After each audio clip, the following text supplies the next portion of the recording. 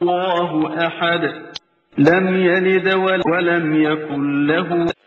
அப்புறம் பல நண்பர்களுடைய ஒரு டவுட், நாங்க கேள்விப்பட்ட முஸ்லீம் நண்பர்கள் எங்கிட்ட சொன்னது, ரம்ஜான்ல நாங்கெல்லாம் ஏழைகளுக்கு எல்லாம் சாப்பாடு தொழிலாம் மாதிரிலாம் கொடுப்போம், ஆனா முஸ்லீம் ஏழைகளுக்கு தான் கொடுப்போம், மற்ற ஜாதி ஏழைகளுக்கு நாங்க வர வச்சு கொடுக்கறது இல்ல அப்படின்னு சொன்னார்.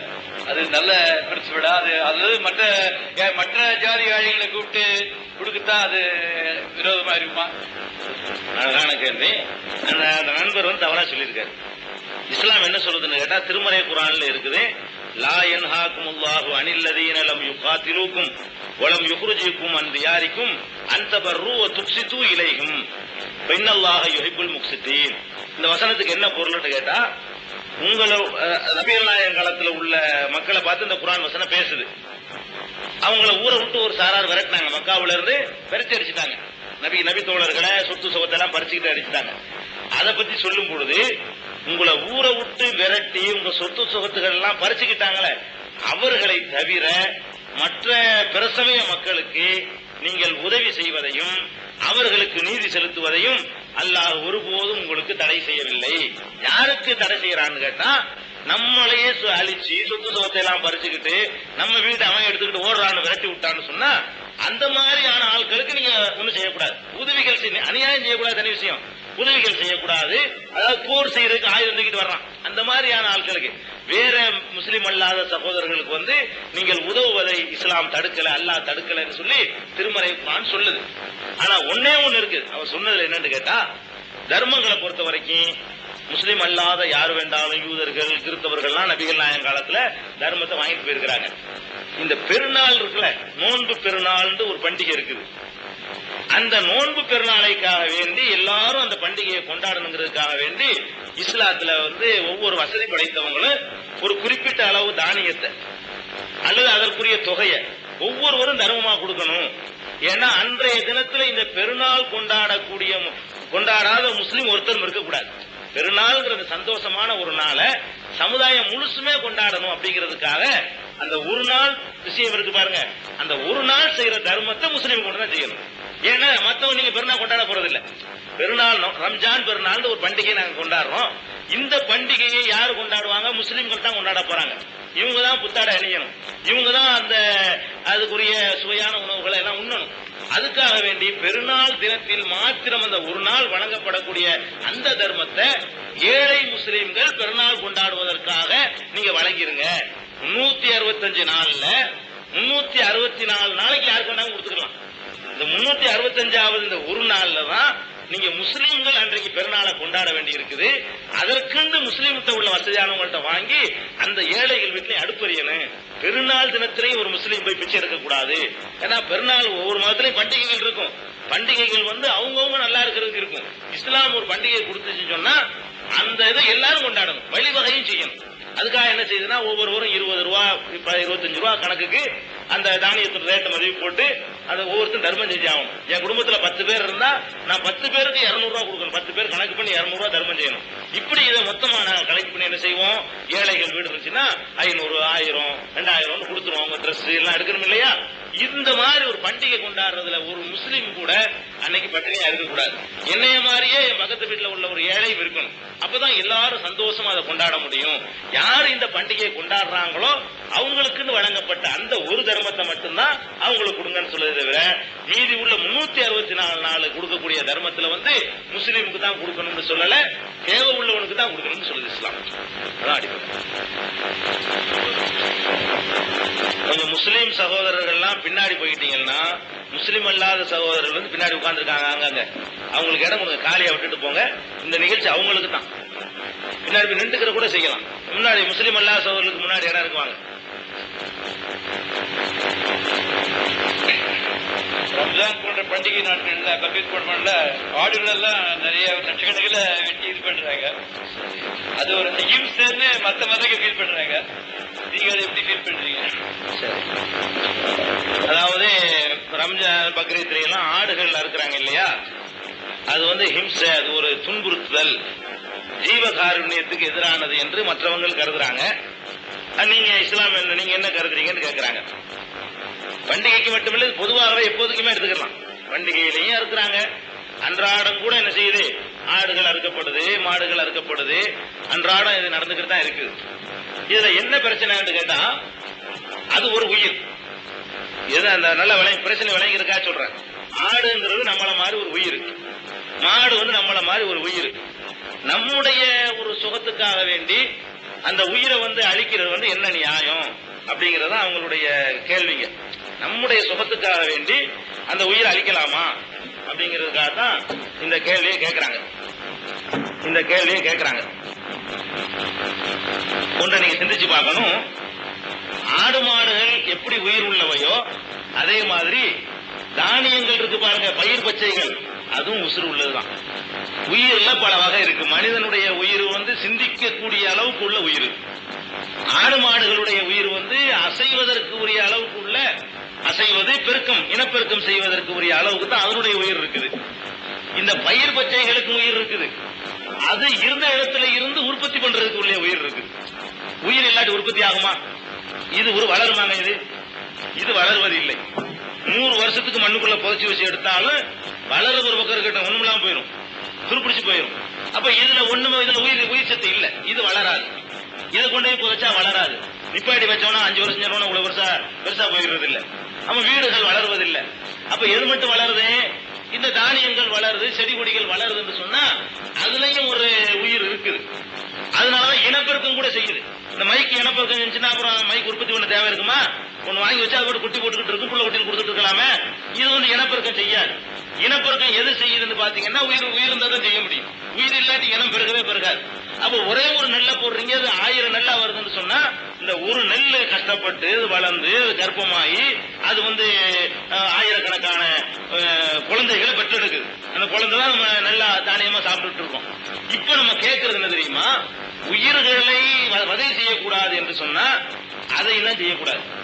அதாவது நமக்கு அடுத்த தகுதியில உள்ள உயிர் ஆடு மாடுகள். ஆடு மாடுகளை ஒப்பிடும்போது அதுக்கு அடுத்த தகுதியில உள்ள உயிர் வந்து இந்த பயிர் பச்சைகள். இந்த பயிர் பச்சைகளை ஆடு மாடுகளை போய் திங்கி பாக்குறோம். அதாவது அதுலயே நல்லா கடவுள் வந்து பாடம் படிக்கிறாரு. இந்த பயிர் பச்சைகளை வந்து ஆடு மாடு திங்குது, அந்த உயிரை இந்த உயிர் திங்குது. அது என்ன விளங்குறோம்? மேலே உள்ள அந்தஸ்துல உள்ள உயிர் வளர்வதற்காக கீழே உள்ள ஒரு உயிர் வந்து அழிவதை பற்றி நம்ம கவலைப்படக்கூடாது அப்படிங்கறதா இந்த இயற்கை தரக்கூடிய பாடம். அந்த அடிப்படையில பாத்தீங்கன்னா காய்கறியும் திங்க கூடாதுன்னு சொல்லுங்க. அதுவும் ஜீவன் இருக்கு, அதுவும் துடிக்கி நமக்கு தெரிகிறது இல்ல. காய்கறிகள்ல, தானியங்கள்ல, பயிர் பச்சைகள்ல எல்லாத்துலயுமே உயிர் இருக்குது. கீரை தண்டை அப்படி பிடிங்க சாப்பிடுறோம், அது உயிர் இல்லையா? உயிருக்கு தான் செய்யுது. அப்ப உயிர் இருக்கக்கூடியதை சாப்பிடக்கூடாதுங்கிறத எடுத்துக்கிட்டோம்னா இதையும் தவிர்க்கணும். ஒண்ணு. ரெண்டாவது, அதை விட்டுருவோம். இந்த உயிரை எடுத்துக்கிறோம். இந்த உயிரை இயங்கக்கூடிய, அசையக்கூடிய இந்த உயிரை எடுத்துக்கிறோம். இந்த உயிரை நீங்க சாப்பிடவே இல்லையா? சாப்பிடாத ஒரு மனுஷன் சொல்லுங்க பார்ப்போம். நீங்க தண்ணி குடிக்கிறீங்க இல்லைங்க? தண்ணி, சாதாரண தண்ணி, வேற தண்ணி இல்ல, சாதாரண தண்ணி குடிக்கிறீங்களா இல்லையா? இந்த தண்ணியை நீங்க டெஸ்ட் பண்ணீங்கன்னு சொன்னா லட்சக்கணக்கான உயிர் அதுல இருக்கு. கண்ணுக்கு தெரியலங்கிறத வேண்டாம் ஒத்துக்கிறங்க. இல்லன்னு சொல்ல முடியுமா? ஒரு புழு அளவுக்கு பார்க்க முடியும் கருவிகள் இருக்குது. நம்ம கண்ணுக்கு தெரியாம வளருவதற்கு முன்னாடி சின்னதாக லட்சக்கணக்கான உயிர்களை வந்து அப்படியே நம்ம குடிக்கிறோம். தண்ணியை குடிச்சா கூட நீங்க அதுல உள்ள பாக்டீரியாங்கிற அந்த கிருமியோட தான் சேர்த்து குடிக்கிறீங்க. காய்ச்சி குடிச்சீங்கன்னு சொன்னா அந்த பிரியாணி அவிச்சு சாப்பிடுறீங்க, அவ்வளவுதான். நீங்க வெந்நீர் சாப்பிட்டாலும் அசைவம் தான் சாப்பிடுறீங்க, தண்ணீர் சாப்பிட்டாலும் அசைவம் தான் சாப்பிடுறீங்க. என்ன? அப்ப நீங்க அசைவத்தில இருந்து இந்த உயிர்களை சாப்பிடுறதுல இருந்து யாரும் தப்பிக்கவே முடியாது, எல்லாரும் சாப்பிட்டு இருக்கோம். நீங்க காற்று சுவாசிச்சு உள்ள இழுத்தா கூட காற்றுகள்ல இருந்து ஆயிரக்கணக்கில் மூக்கூலியா வர எத்தனை உயிர்கள் உள்ள போகுது. அப்ப இதையா நம்ம உயிர் வதை நினைக்கிறது இல்ல. அப்போ தானே நம்ம அந்த மாதிரி நினைச்சோம்னு சொன்னா மண்ணு கல்லு தான் சாப்பிடணுங்க. விளங்குதா? நீங்க தண்ணி கூட சாப்பிட முடியாது, தண்ணில அது மாதிரி இருக்கு. நீங்க சாப்பிடுற சோறை சமைச்சீங்கன்னு சொன்னா அதோட சோத்தோட சேர்த்து சின்ன ஐஸ் இல்லாம ஆயிட்டோம். அப்ப சோறை சாப்பிட்டோம்னு சொன்னா அதுல உள்ள சின்ன கிருமிகள்லாம் சேர்ந்து பிரியாணியா தான் உள்ள போகுது. மசாலா வேண்டாம் இல்லாம இருக்கலாம். சாதாரண சோறை பிரியாணியா தான் மனுஷன் உள்ள போகுது. கிருமிகள் இருக்கு, பாக்டீரியாக்கள் இருக்குது. அப்ப இது நம்ம உயிர் வதை நினைக்கிறது இல்ல, நம்மள அறியாமலே நம்ம சாப்பிட்டு அவ்வளவு வேணாங்க. நீங்க பால் கறந்து சாப்பிடலாம்னு ஒத்துக்கிறாங்களே, இது பால் சைவமா அசைவமா? பகுத்தறிவோட பதில் சொல்லுங்க பார்ப்போம். ஒரு மாட்டுல இருந்து வரக்கூடிய ஒரு பகுதி, ஒரு இறைச்சி அசைவம், அதுல இருந்தா அந்த பாலும் வருது, அதனோட ரத்தத்துல இருந்தா பாலா மாறி வருது, அதுவும் அசைவம் தானே? அதுவும் ஒரு ஜீவ காருண்யத்துக்கு எதிரானது தானே? ஒரு பெண்ணிட்ட இருந்து சுரக்கிற பாலை வந்து கறந்து யாராவது விற்பனை செய்வாங்களா? அந்த குழந்தைக்கு சொந்தம்னு சொல்றாங்க இல்லையா? ஒரு மாட்டுல இருந்து கறக்கிற பால் அந்த குட்டிக்கு தானே சொந்தம். எதுக்காக ஒரு மாடு கன்று போட்ட உடனே அதுக்கு பால் சுரக்க எதுக்காக வேண்டி அதனுடைய குட்டிகளை கொடுக்கறதுக்காகத்தான் அந்த பால் சுரக்குது. நீங்க குட்டிகளை கொடுக்காம அதை இப்படி காட்டி ஏமாத்தி போட்டு கட்டி வச்சுட்டு கறந்து குடிக்கிறீங்கள, இதை பார்த்து அந்த மாட்டு துன்புறும் நீங்க நினைச்சது உண்டா? ஜீவகாரனுக்கு எதிரானது இல்லையா? அதுக்கெல்லாம் என்ன பதில் சொல்லுவாங்க? மனுஷன் தேவைன்னு வரும்போது செய்ய வேண்டியதான். அதான் இதுக்கும் பதில். தேவைன்னு வரும்போதுதான் சாப்பிடுறோம், விளையாட்டுக்காக கொள்றோம். தேவைன்னு வரும்போது சாப்பிடுறோம், அவ்வளவு வேணாம். ஒரு மாட்டுல டன்னு கணக்கில் ஏற்றி இழுத்துட்டு போறீங்க, அது என்ன ஜீவகாரணத்துக்கு எதிரானது இல்லையா? குதிரை வண்டி ஓட்டுறீங்களா, கொள்றது மட்டும்தான் ஜீவனை சித்திரவதை பண்றதா? வயல்ல கலப்பை வச்சு அமைக்க பாருங்க, இழுத்து பாருங்க பார்ப்போம், தோள்பட்ட பிஞ்சு போயிடும். அழுத்திக்கிட்டு ஒரு மாட்டுல பூட்டிக்கிட்டு இருக்கிறீங்களா, லோடு இருக்கிறத விட அது கடுமையான கஷ்டமான வேலை. அந்த சேறு சகதியில் இறக்கி விட்டு அந்த மண்ணை பிரட்டுறது, தோல் புஜத்தினுடைய வலிமையை கொண்டு மாடு பிரட்டுற அளவுக்கு அதுக்கு வேலை வாங்குறீங்களே, இதுக்கு எதிராக இந்த ஜீவகாரணத்துக்காரங்க ஏதாவது செய்வாங்களா? அவர் வீட்டுல வயல் இருந்துச்சுன்னா உழவு பண்ணாம செய்வார்? அவர் விவசாயம் பண்ணுவாரா? பண்ண மாட்டாரு. மாட்டு வண்டிகள் ஓட்டாம இருப்பாரு அவரு? அப்ப என்ன பாக்குறோம்? ஜீவகாரியங்கிற பேர்ல சும்மா தேவையில்லாத ஒரு போலித்தனமான ஒரு போர்வை போத்திருக்கிறாங்க. இது எல்லாத்துக்கும் மேல விஞ்ஞான ரீதியா நம்ம எடுத்து பார்த்தோம்னு சொன்னா, உணவுகள்ல ஒவ்வொரு வகையான உணவுல ஒவ்வொரு விதமான சக்திகள் இருக்கு. சில பேருக்கு அது தேவைன்னு இருக்கும். ஏன்னா கண் பார்வை குறைவு. என்னை மீன் சாப்பிடுன்னு கம்பல்சரியா டாக்டர் சொல்றாரு. நான் சைவம் தான் சாப்பிடுவேன்னு சொல்லிட்டு எங்க அண்ணன் நாங்க எடுத்துக்கிற முடியுமா? நீ மீன் சாப்பிடணும். ஏன் ஒவ்வொருத்தருடைய எல்லாரும் மீன் சாப்பிட முடியாது, எல்லாரும் கறி பிடிக்காது. கொலஸ்ட்ரால் அதிகமா இருந்தா கறி சாப்பிடாதுன்னு சொல்லுவாங்க. அதுவும் ஒரு கட்டம் இருக்குது. அப்ப எல்லா உணவும் எல்லாருக்கும் அனுமதிங்க. அவரவருடைய உடலுக்கு தேவையான உணவை அவரவர் எடுத்து சாப்பிட்டுக்குவார். அந்த சுதந்திரம் கொடுக்கணும். அதனால இந்த ஒரு அடிப்படையில் நம்ம செஞ்சு பார்க்கணும். இது எல்லாத்துக்கும் மேல உலகத்துல பல பகுதிகளில் மனிதர்கள் வாழ்றாங்க. இந்த பல்கேரியா மாதிரி துருவ பிரதேசங்கள்ல வாழ்றாங்களே, அங்க எந்த பயிர்களுமே உற்பத்தி ஆகாது. அங்கேயும் மனிதர்கள் எஸ்கிமோக்கள் வாழ்றாங்களே, அங்கெல்லாம் எந்த பயிர் பச்சையெல்லாம் இருக்காது. அங்க கடல் தண்ணி தான் இருக்கும். அது பனிப்பிரதேசம் உறைஞ்சு போயிருக்கும். அதுல ஓட்டையை போட்டு மீன் பிடிப்பான். மீனை தான் சுட்டு திங்க முடியும், வேற ஒண்ணும் அவனை திங்க முடியாது. அவன்கிட்ட போய்கிட்டு நீ சைவம் தான் சாப்பிடணும், ஆள் காலி ஆயிடுவான். கிடைக்காது. சைவம் தான் சாப்பிடணும்னு சொன்னா அவன் ஆள் அவுட் ஆயிருவான். அப்ப இந்த உணவு விஷயத்துல இது கம்பல்சரியா சாப்பிடணும் உற்பத்தி கட்டளை இருக்கு, அப்படி அனுமதிச்சிருக்கு. உணவுகளை பொறுத்த வரைக்கும் எல்லாம் உனக்கு அனுமதி வேணுங்கிற சாப்பிட்டு போகும். குறிப்பிட்ட சில பன்றி, நாய் இது மாதிரி பிராணிகளை தவிர்த்துக்க, அதுல மனுஷனுக்கு கேட்டு இருக்குது. மத்த எல்லாத்தையும் நீ சாப்பிட்டுக்கன்னு சொல்லி இஸ்லாம் ஒரு அனுமதி கொடுத்திருக்கு. இது நம்ம கூடாதுன்னு சொன்னோம்னு சொன்னா அப்ப இதையெல்லாம் தவிர்க்கணும். நீங்க கொசு மருந்து கூட அடிக்க கூடாது. கொசுவை சாவடிக்கிறீங்கல்ல, கொசு கடிக்கிறதுக்காக கொசு மருந்து அடிச்சு செத்து உழுவது பாக்குறோம். அநியாயம் இல்லையா? இரும்பு பவுடர் தூக்கி பண்றீங்க, கரப்பானுக்கு பேக்கான் போயிட்டு வாங்கி வச்சு கரப்பான காலி பண்றீங்க, அது ஜீவனை கொள்றது இல்லையா? அது பாட்டு போயிட்டு போய் விட வேண்டியதானே? எலிப்பொறி வச்சு எலியை பிடிக்கிறீங்க, விஷத்தை வச்சு எலியை காலி பண்றீங்க. அப்ப இதெல்லாம் செய்யக்கூடாது தானே? அந்த வயிற்றுல பூச்சி இருக்குன்னு மருந்தை குடிச்சு உள்ள பூச்சி சாவடிக்கிறான் குழந்தைகளுக்கு. அப்ப நமக்கு கேடு தரும்போது எப்படி அழிக்கிறோமோ, நமக்கு நன்மை தரும் போதும் அழிக்கலாம். மனிதன் பயன்பெறுவதற்காகத்தான் எல்லா உயிர்களும். இதை விலகிட்டோம்னு சொன்னா இந்த வாதமே தேவையே இல்லாம போயிடும். மனிதனுக்காகத்தான் எல்லாம் படைக்கப்பட்டிருக்கு. மனித உயிரை மற்ற உயிர்களை சமமாக கூடாது இஸ்லாம் சொல்றது. இதுல ஒன்றும் தப்பே கிடையாது. தப்புன்னு சொன்னாங்கன்னா உங்க தண்ணி கூட குடிக்காம இருக்குன்னு பதில் சொல்லணும். இல்ல அதுக்கும் ரொம்ப வக்கீல் படிச்சுக்காரு, வக்கீல் போல நல்ல ஆராய்ச்சி பேர் சொன்னாரு. அப்புறம் நான் ரொம்ப நேரம் எடுத்துட்டேன், நிறைய கேள்வி நானே கேட்டேன், பண்ணிக்கணும். கடைசியா ஒரே ஒரு கேள்வி, அதுக்கு அதுவும் நிறைய பேர் அதை டவுட்ஸ் கிளப்பினாங்க. என்னன்னா இந்து மதத்துல ராமர், கிருஷ்ணர், முருகன் சொல்றோம், எங்களுக்கு எல்லாம் ஒரு உருவம் இருக்கு. அதனால அது ஒரு கோவில், அந்த உருவம் வீட்டுல எல்லாம் உருவம் கிடையாது, பொம்மை கிடையாது. ஸோ ஒரு கல்லுல படிச்சு ஒரு கோவில் வச்சு கர்ப்பர்கள் பண்ணி ஒரு பெரிய இது பண்ணி அங்க கோவிலுக்கு போறோம் நாங்க. அதே போல கிறிஸ்டியன்ஸ் கூட சர்ச்சின்னு பண்ணி அங்க இயேசு கிறிஸ்து போட்டு ஒரு ஃபார்மேஷன் பண்றாங்க. அந்த ஃபார்மேட் மேல அவங்க கோவில் சர்ச்சுக்கு போறாங்க. நாங்க கோவில் இருக்கனால இந்த உருவமே இருக்கிறதுனால முருகன் சிவன் சொல்றதுனால கோவிலுக்கு போறோம். ஆனா உங்க இதுல என்னன்னா கடவுளுக்கு உருவமே இல்லைன்னு சொல்லிட்டீங்க. நான் கூட சில மாஸ்க்கு போயிருக்கேன், வெறுமைதான் இருக்கேன், அங்க எதுவுமே இல்லாது. அப்படி இருக்கும்போது நம்ம வீட்லயே கொண்டாடலாமே, இவர் மாஸ்கினுடைய தத்துவம் என்ன? அழகான கேள்வி கேட்டுருக்காங்க. கேள்விக்கு முன்னாடி நம்மளை பத்தி நம்ம வக்கீல்லாம் படிக்க கிடையாது, படிக்கவே இல்லைனா அவர் படிக்காத ஆள் தான். உனக்குதா 4ஆம் கிளாஸ் தாண்டாத ஆளு, படிச்சது இல்லை, வக்கீல் படிக்கவும் வந்தபடி படிக்கல.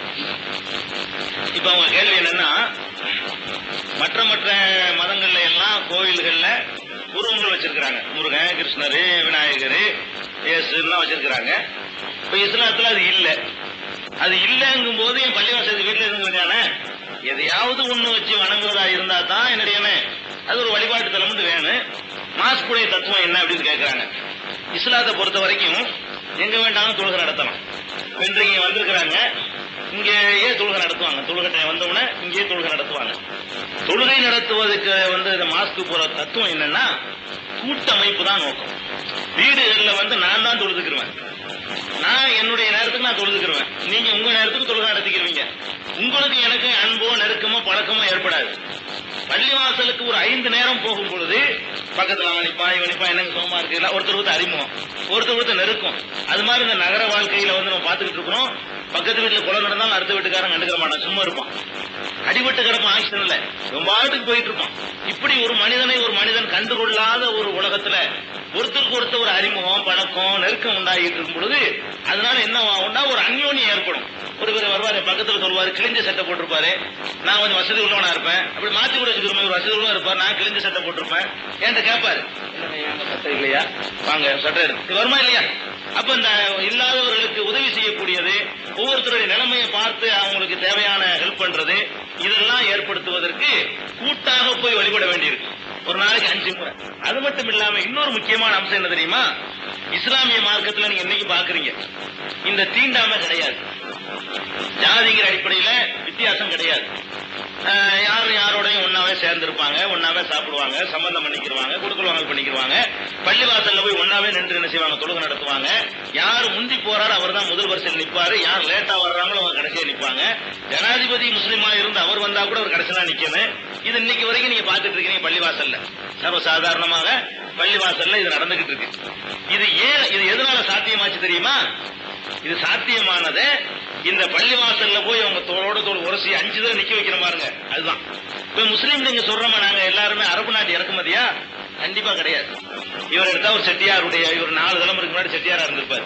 உதாரணத்துக்கு இவர் ஒரு முதலியாரா இருந்திருப்பாரு, நான் ஒரு தலிதா கூட இருந்திருப்பேன், சொல்ல முடியாது. அப்ப ஏதோ யாரோ எங்க பிறந்தோம், இஸ்லாம்னு ஏத்துக்கிட்டோம். ஆனா நான் எங்க இருந்து வந்தேன்னு எனக்கே தெரியாது.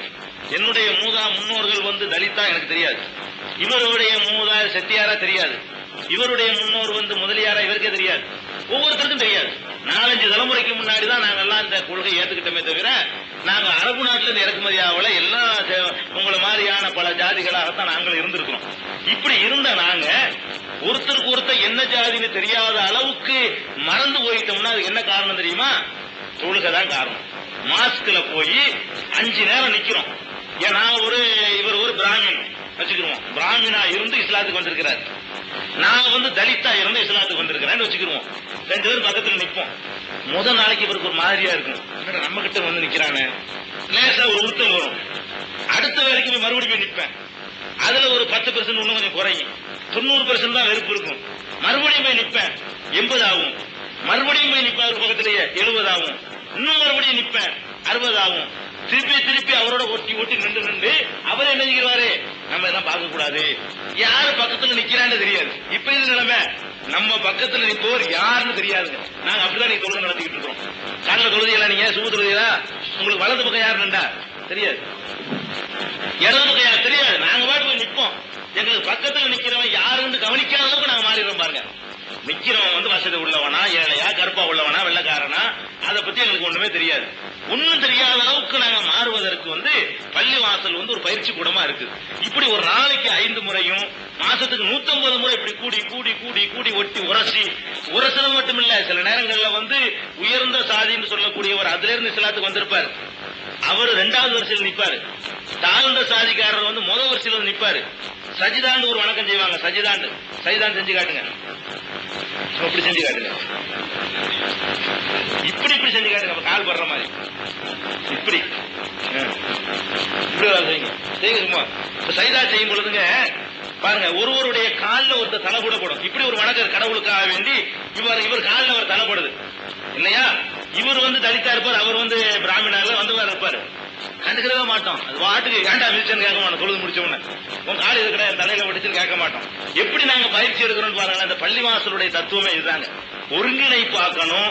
வழிபாடு செய்வதற்கு பள்ளிவாசல் அவசியம் கிடையாது, இங்கே தொழலாம், சுத்தமா இருந்தா நடு ரோட்ல தொழலாம், மார்க்கெட்ல இருந்து தடையும் கிடையாது.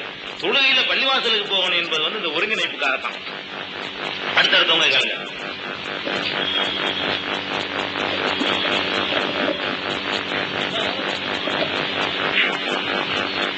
இயேசுனாரு நானே வாசல், என் வழியே உட்பிரவேசித்தார் பரலோகம் அடையலாம் இயேசு சொல்றாரு. நானே சிருஷ்டிகர்த்தா, என்னிடமே எல்லாரும் ஐக்கியப்பாய்விடும் என்று கிருஷ்ண பரமாத்மா சொல்றாரு.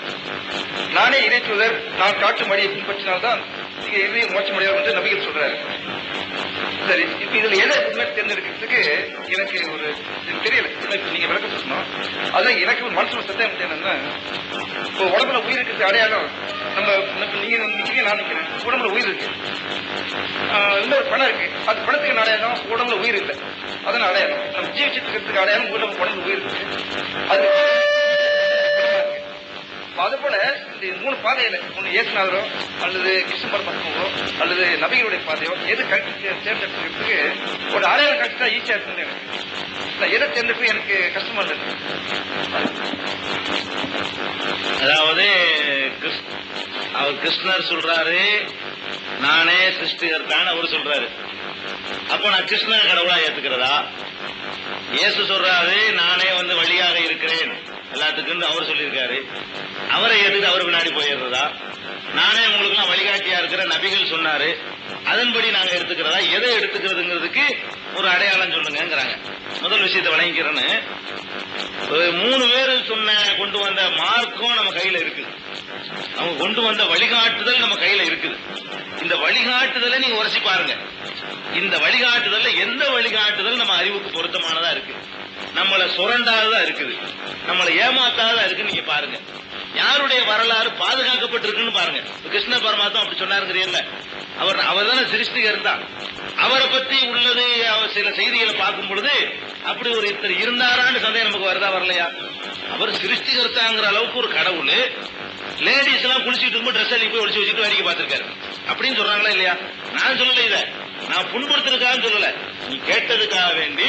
அப்ப கடவுள்ங்கிற ஒரு நிலையில இருந்தவர் லேடிஸ் குளிக்கிற நேரத்துல போய் அங்க போய் நுழைஞ்சுக்கிட்டு மேல வந்தா தான் ட்ரெஸ் தருவேன்னு சொன்னா இத கடவுளை விட்டுருவோம். ஒரு நல்ல ஒரு குணமுள்ள மனிதராக கூட நீங்க இப்படி நடந்தா ஒத்துக்குருவீங்களா? இப்படி நான் நடந்தா என்ன செய்வீங்க? நீங்க நடந்தா உங்களை உலகம் என்ன செய்யும்? அப்ப ஏன் அப்படி அவ ஏத்துக்கிறப்ப அப்ப அவரை பத்தி கொஞ்சம் கூட சொல்றாங்க. கரெக்டா இருக்கு, சான்ஸ் இல்லைன்னு வழங்குதா இல்லையா? அது மாதிரி கடவுள்ங்கிறவருக்கு அவருக்கு உணவு தேவை இருக்கு. திருடி வெண்ணெயெல்லாம் திருடி சாப்பிட்டாருங்கிறீங்க. வெண்ணெய் திருடினாரு தானே சொல்றீங்க. அவர் கிருஷ்ணர் நானே சிருஷ்டிகர்த்தான்னு ஒரு பக்கம் சொன்னாரு. அவர் என்ன செஞ்சிருக்காரு? கோபியர்கள்ட்ட எல்லாம் போய் சேட்டை பண்ணாருங்கிறாங்க. அப்புறமேல வெண்ணெயை திருடிக்கிட்டு டெய்லி இதே வேலையா சாப்பிட்டு இருக்காருன்னு சொல்றாங்க. திருடுவது என்பது ஒரு நல்ல பழக்கமா? அப்ப நம்மளும் திருடலாங்கிற என்ன வருமா வராதா? அட நம்ம கிருஷ்ண பரமாத்மா திருடி இருக்கும் போது நம்ம திருடின நினைப்பு வருமா வராதா? அப்ப இதெல்லாம் பார்க்கும் பொழுது இது கிருஷ்ண பரமாத்மாங்கிற ஒரு நல்லவரா கூட இருந்திருக்கலாம். அவரை பற்றி சொல்ற கதைகளை வச்சு பார்க்கும் பொழுது அதுல நிறைய டவுட்ஸ் நமக்கு வருது. அப்படி ஒரு இது இருந்திருப்பாரா? சும்மா யாரோ ஒரு கதையா கற்பனை பண்ணிருக்கிறாங்களா? அது நெசமா இருக்க முடியுமாங்கிற மாதிரி அதுல கன்ஃபியூஸ் போயிருது. அதே மாதிரி இயேசுநாதர் எடுத்துக்கிறங்க. அவருடைய வாழ்க்கையை பொறுத்த வரைக்கும் அவருடைய வரலாறு முழு அளவுக்கு பாதுகாக்கப்பட்டது இல்லை. ஏன்னா பைபிள்னு சொல்லி இப்ப வச்சு சொல்றது இயேசுநாதருடைய போதனை கிடையாது. இயேசுவே காலமெல்லாம் எதிர்த்துக்கிட்டு இருந்து இயேசுடைய மார்க்கத்தை அழிக்கிறதுக்காக முயற்சி செஞ்சுக்கிட்டு இருந்து இயேசு சிலுவையில் அறையப்பட்ட பிறகு அவங்க நம்பிக்கை பிரகாரம் பிறகு இந்த கிறிஸ்துவ மார்க்கத்துக்குள்ள நுழைஞ்சி சவுல்ங்கிற ஒரு ஆளு பவுல்னு தன்னை மாத்திக்கிட்டு அவர் உண்டாக்குனதுதான் அந்த ஏற்பாடுகள் புறாம. பவுலிசம் தான் இது. பவுல்ங்கிறது பால்ங்கிறாங்க இல்லையா? இந்த பால்ங்கிறவர் தான் சவுலா இருந்தார். அவர் கிறிஸ்துவுக்கு பயங்கர கிறிஸ்துவ கொள்ளைக்கு பயங்கர எதிரியா இருந்தார். கிறிஸ்துவுக்கு அவருக்கு எந்த டச்சும் கிடையாது, நெருக்கமும் கிடையாது. அவர் தான் இதை உண்டாக்கிட்டு நினைஞ்சாரு. இப்படி ஒரு சித்தாந்தத்தை உலகத்துக்கு சொல்றேன்னு சொல்லி சொன்னாரு. அப்ப இந்த கிறிஸ்துவம் என்பதை நீங்க பைபிளுடைய புதிய ஏற்பாட்டை ஆதியிலிருந்து கடைசி வரைக்கும் படிச்சு பாத்தீங்கன்னா அதை இயேசு உண்டாக்கல நீங்க புரிஞ்சுக்கிறீங்க. அந்த பைபிள்லயே உங்களுக்கு தெரியும், நான் சவுலாகிய நான் பவுல் இதை சொல்கிறேன், இதை ரத்து செய்கிறேன், நியாய பிரமாணங்கள் தேவையில்லை என்று சொல்கிறேன், அப்படியே அவரே சொல்லுவார். கொரிந்தியர்ல பாத்தீங்கன்னா அந்த செய்தி எல்லாம் காணலாம். அப்ப இவருடைய நிருபங்கள் நிறைய இருக்கு பிற்பகுதியில், அதுலயும் நீங்க இந்த செய்திகளை காணலாம். அப்ப அதுவும் ஒழுங்கானதா இல்ல. நபிகள் நாயகத்தை பொறுத்த வரைக்கும் என்ன, அவங்களுடைய வாழ்க்கை வரலாறு அவங்களை கொண்டே இந்த குரான் வழங்கப்பட்டுச்சு. அவங்களுக்கு பிந்தி உள்ளவர்கள் இந்த குரானை யாரும் எழுதிக்கல, பைபிள் எழுதின மாதிரி அவங்களாகவே இந்த குரானை மக்கள்கிட்ட வச்சாங்க. அவங்க வாழ்க்கை வரலாறு அன்றிலிருந்து பாதுகாக்கப்பட்டிருக்கு. அவங்களுடைய வாழ்க்கையில இந்த கிருஷ்ணன் செஞ்ச மாதிரியோ அல்லது இயேசு மாதிரியான நடவடிக்கைகள்லாம் இல்லை. இயேசு என்ன பண்ணாரு, ஒரு கண்ணத்தை அடிச்சா இன்னொரு கண்ணத்தையும் கொடுண்டாரு. இதை நீங்க நடைமுறைப்படுத்துவீங்களா? எல்லாரும் இப்படி படுத்த ஆரம்பிச்சா எங்க போய் முடியும்? அப்ப கண்ணத்துல அறிகிறவன் அதிகமாயிட்டு போயிடுவான். இந்த ரவுடித்தனம் பண்றவனுக்கு அதே பதிலடியை கொடுத்தா தான் நாளைக்கு இதை நிறுத்துவான். இவருக்கு இப்படி அரைஞ்சு பார்க்குவேன், இந்தாங்க இந்த கண்ணத்தையும் கொடுங்க கொடுப்பாரா, இவரையும் போய் அறைவேன். சும்மாச்சு அறைவன், ஏன் அரைஞ்சா இன்னொரு கண்ணத்தை தருவான்ல, ஒவ்வொருத்தரையும் அரைஞ்சிட்டே இருக்க வேண்டியதான். அப்ப 4-5 பேர் சேர்ந்துக்கிட்டு இந்த உலகத்தை ஆட்டி படைக்கிற மாதிரி வந்துடும். நபிகள் என்ன பண்ணாங்க, ஒரு கண்ணத்துல அரைஞ்சாங்கன்னா திருப்பி அதே மாதிரி அறை. இதுதான் யதார்த்தம், இதான் இயற்கை, இதான் ஒவ்வொருவனும் உடனடியாக தீர்மானிக்கிற முடிவு. இப்படி திருப்பி அடிச்சிட்டோம்னு சொன்னா அவனுக்கு தெரியும், நம்ம யாரு கண்ணத்திலேயாவது அரைஞ்சா அவனும் திருப்பி அடிக்குவான் நம்மள. இப்ப அறைய மாட்டான், ஒழுங்கா நடந்துகிட்டு இருப்பான். அடிச்சா அடிக்கடி சும்மா ஒம்புக்கு போவாத. இதுதான் ஒரு யதார்த்தமான வாழ்க்கை நிறைய இருக்கு. இப்ப இயேசு சொன்னபடி நீங்க வாழ்ந்து உங்களால உலகத்துல காட்ட முடியுமா? உங்களுடைய ஒரு சரி சொல்றது கேட்க அழகா இருக்கும், சில விஷயங்கள் இருக்குங்க நடைமுறைக்கு சாத்தியம் இருக்காது. அழகுன்னு சொல்லுவோம், நடைமுறைக்கு சாத்தியம் இல்லாட்டி அது அழகே கிடையாது. மேடையில ஏறிக்கிட்டு இயேசு என்ன சொன்னார் தெரியுமா, ஒரு கண்ணத்தை அடைந்தால் இன்னொரு கண்ணத்தையும் கொடுத்து விடுன்னு சொன்னார். கேட்கறதுக்கு அழகா இருக்குது. ஒரே ஒருவன் இதை தன்னுடைய வாழ்க்கையில கடைபிடிக்க முடியுமா? உங்களுடைய ஒரு ஜான் சொத்தை உங்க அண்ணன் எடுத்துக்கிட்டாரு, உங்க தம்பி எடுத்துக்கிட்டாரு. ஒரு ஜான் எடுத்துக்கொண்டாயா, இன்னொரு ஜானையும் எடுத்துக்கொள், இப்படி யாரா கொடுப்பீங்களா? இது முடியுமா? எவனாச்சும் கொடுப்பானா? இது சாத்தியமே படாது, எவனும் செய்ய மாட்டான். ஒருத்தனாலும் பின்பற்ற முடியாத ஒரு நெறியை நம்ம பிரச்சாரம் பண்ணக்கூடாது. அவரை புகழ்றதுக்கு வேண்டாம் உதவிக்கிட்டு இருக்குமே தவிர வாழ்க்கையில ஒரே ஒருத்தனாவது இதை நடைமுறைப்படுத்த முடியுமா? ஒரே ஒருத்தனை காட்டுங்க பார்ப்போம். அதாவது அவனுக்கு என்ன ஏற்பட்டாலும் நீ இந்த உன்னையும் சேர்த்து எடுத்துட்டு போன்னு சொல்லணும். இதை என்கிட்ட பறிச்சுட்டு போயிட்டாருன்னு சொன்னா இது மட்டும் பறிக்கிற, இதையும் சேர்த்துட்டு போன்னு கொடுக்கணும். இப்படி எவனா நடப்பானா? ஒருத்தர் நடக்குவானாங்க, பெரிய சாமியாரா இருந்தா கூட போலீஸ் கம்ப்ளைண்ட் பண்ணிடுவான். ஐயா என் பேனா கலவான், பேனாக்கு போய் கம்ப்ளைண்ட் பண்ணுவான், 10 ரூபாய் கம்ப்ளைண்ட் பண்றான். அப்ப என்ன இதுல விளங்குது? இயற்கைக்கு ஒத்த ஒரு வாழ்க்கையை காட்டல. நபிகள் நாயகன் சொன்னாங்களே அதான் இயற்கையா இருக்குது. 3 வழிமுறைகளை எடுத்து பாத்தீங்கன்னா இயற்கையா நீங்களும் நானும் என்ன செய்வோமோ, நம்ம உணர்வுகள் எந்த மாதிரி முடிவு செய்யுமோ, நம்ம பகுத்தறிவு எந்த மாதிரி தீர்ப்பளிக்குமோ அதை சொல்லி இருக்கிறாங்க. இப்படி பல உதாரணத்துக்கு 1-2 சொல்லி இருக்கிறேன். இப்படி ஏராளமான வித்தியாசங்கள் 3 போதனைகள் இருக்கு. அதை வழங்கிக்க வேண்டியதான். 2-3 பேருக்கு ஒருத்தருக்காங்க சொல்லுங்க. அல்லாஹ் கலந்து கூட கேட்கலாம், என்ன எல்லாரும் கேட்க மாதிரி இருக்கு. ஒரு ரவுண்டு மறுபடியும் அங்க அல்லாவை விட நபிகள் அடுத்தவர் தானே, அல்லாஹ் தானே ஒரே உயர்ந்த நபிகள் அல்லாவுக்கு இணைய இல்லாத. ஆனா அல்லாஹ் அவன் சொல்றீங்க, நபிகள் அவர் சொல்றீங்க. ஒரு வார்த்தையா நபிகள் நபிய அவன் ஒரு வார்த்தை சொல்றீங்க. நீங்க பேசுறது அவன் தான் சொல்றீங்க. அல்லாஹ் அவன் சொல்றீங்க. உங்க புத்தகத்தையும் அவன் அல்லாஹ் அவன் பிரிண்ட் பண்ண புத்தகம் அவர் தான். அப்படி